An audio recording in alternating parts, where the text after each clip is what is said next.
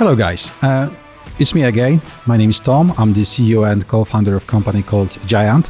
This is my second part of vlog devoted to artificial intelligence, automation, and new technology. After the first after the first vlog, I just got many warm and kind messages. Thank you very much indeed for them. And so what I decided to do today is just briefly to pick up some of these questions addressed to me, which I would really love to talk about in relation to automation. So one of these questions was, will a robot ever replace a human? So I've got this kind of prompter in front of me, which will help me to quote, so I don't have to take it from my head. Before we go, there is a gentleman called Elon Musk. I bet everyone knows him. He just recently tweeted something like, excessive automation at Tesla was a mistake.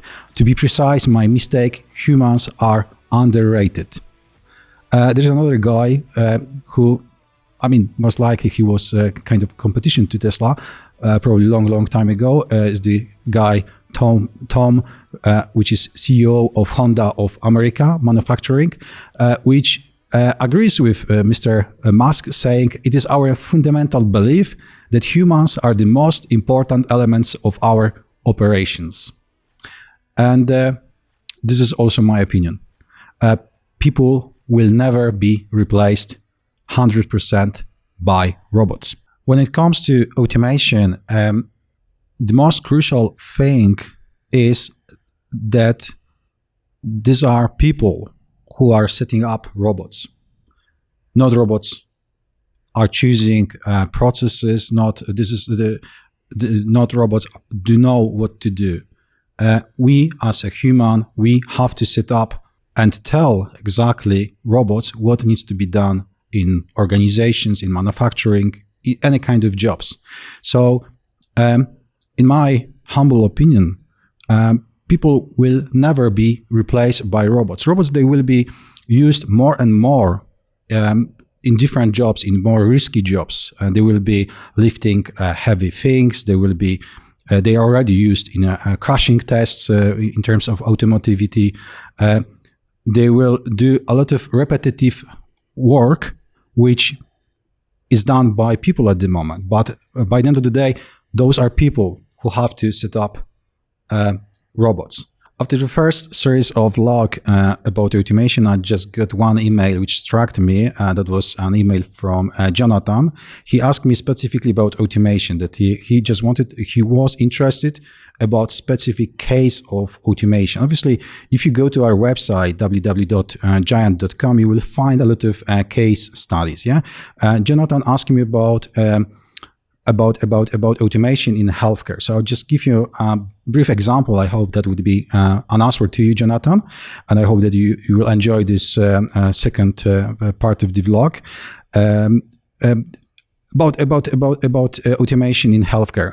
We had this kind of case that was at the very beginning of the COVID situation, when we had a request from hospital about registration of patients. Yes, so the whole point was that that hospital just wanted to automate the registry point, and since there was like a lot of risk in passing some viruses to the medical staff, that hospital was very specific, that he just wanted to shorten the way how patients are registered in hospital. So what we did is we did easy automation between a couple of systems, the registry system. So patients of that specific hospital, they could put data through the online system, through the online form. That data was sent to the hospital, was then by our robots. It was distributed to reception desk, then was distributed to different CRMs and different doctors' registry. Thanks to that, we really effectively shortened the way how the patients are registered, but above all, we stopped patients coming to the hospital and registering at the reception. Yes, so that was one of these examples of automation which really helped this hospital, and obviously it stopped people coming and going to hospital, meaning that there is no risk of passing any kind of viruses. This actually automation was so successful that we just decided to do in other hospitals as well.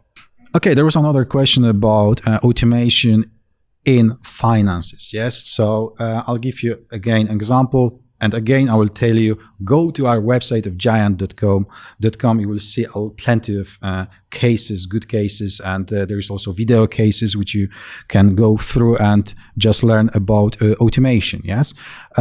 Okay, so just imagine that person in accountancy department of a large company.